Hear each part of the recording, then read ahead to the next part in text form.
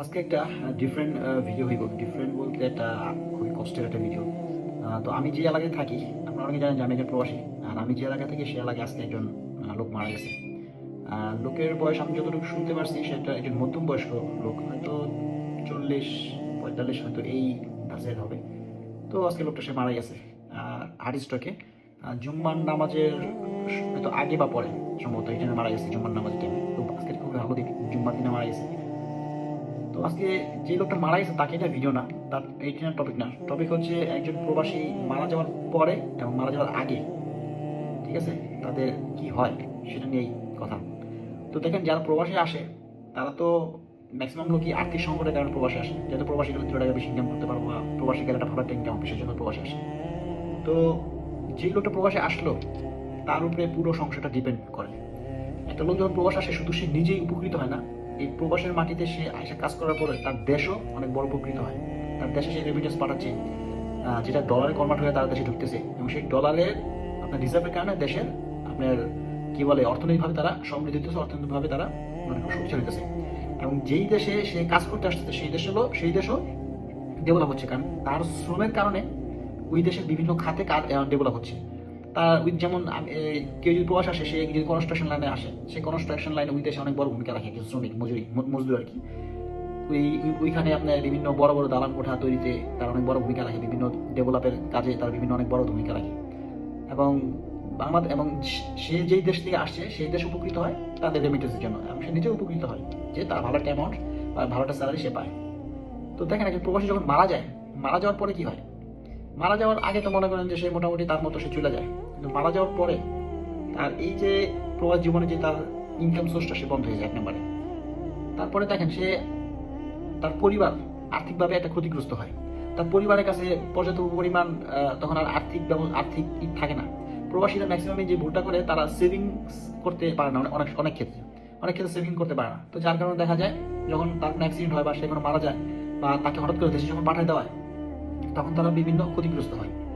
তো এই লোকটা যখন মারা গেছে, এখন তাকে দেশে পাঠায় দেওয়া হবে। দেখেন, এই লোকটা মারা যাওয়ার পর এখন এই লোকটা না পাইলো পরিবার সামনে, না পাইলো সেই দেশে, যেই দেশে সে জন্ম সেই দেশের মধ্যে, বা না পাইলো যেই দেশে সে মারা গেছে সেইখান থেকে সে কোনো আর্থিকভাবে কোনো মনে করেন যে আর্থিকভাবে সে কোনো সাহায্য, এবং যেই দেশে এতদিন সে রেমিটেন্স পাঠাইছে সেইখানেও সে আর্থিকভাবে কোনো সহযোগিতা পাবে না, এটা আমরা জানি।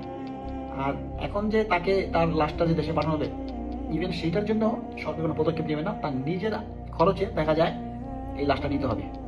নিজ খরচে বলতে মানে ফ্যামিলি টাকা পাঠাইলে বা ফ্যামিলি খরচে তারা এই লাশটা পাঠাবে। আর যারা দেখা গেলো ফ্যামিলি দুর্বল, আর্থিক সংকট, অনেক প্রবাসীরাই তখন তারা নিজেরাই টাকা তুলে এটা এই লোকটা পাঠায়। আমি আমার লাইফ অনেকগুলি এমন কেস দেখছি যে দেখা গেল তার আর্থিকভাবে অসচ্ছল আছে, কিন্তু তারা নিজেরা বন্ধু বান্ধব বা এলাকার এখান থেকে টাকা করে তারা এই লাশটাকে পরে পাঠায়। তো দেখেন, এই লোকটা মারা গেল, এখন সে দেশের জন্য রেমিটেন্স পাঠাতে পারবে না। তো এই যে রেমিটেন্স পাঠায় যে দেশটাকে সে সচল লাগছে, অর্থনৈতিক চালিকা শক্তি যে সচল লাগছে, আজকে দেশ তার জন্য কি করলো?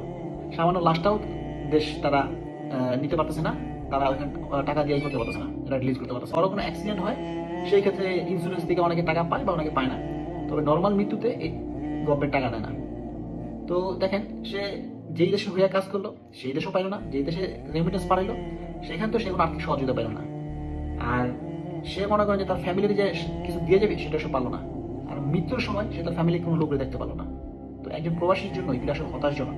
একজন প্রবাসী দিন শেষে সে মনে করেন যে আসলে একা এবং অবহেলিত, যে সে মারা গেল, এই দেশ থেকে সে কোনো অনুদান পাইল না, আর বাংলাদেশ থেকে সে কোনো অনুদান পাইল না।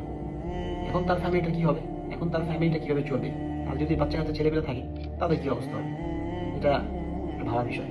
কিন্তু এইগুলো নিয়ে আপনার ভাবলে কি যে যাদের ভাবার কথা তারা কেউ ভাবে না, তারা শুধু আছে নিজেদের চিন্তায়, তারা আছে নিজেরা কিভাবে দুর্নীতি করতে পারবে। প্রবাসীদের মতো অবহেলিত আর কোনো লোক নাই। একজন প্রবাসী যখন বিদেশে মাটিতে মারা যায়, এবং সবচেয়ে বড় হইতেছে সে যখন তার ফ্যামিলির মূল চালিকা শক্তি থাকে, এবং সে যখন মারা যাওয়ার পরে তার ফ্যামিলিটা একদম যে পথে বসে যায়, এটা সবচেয়ে দুঃখের। তখন তার আর কেউ থাকে না, তখন তার থেকে সরকারও মুখ ফিরায় নেয়, তখন তার একমাত্র ভরসা থাকে আল্লাহ। একমাত্র সে আল্লাহ তার জন্য ভরসা, আর কেউ তাকে ওরকম ভাবেই করতে পারে না। যাই হোক, প্রবাসীদের নিয়ে আমাদের সরকারের ভাবা উচিত।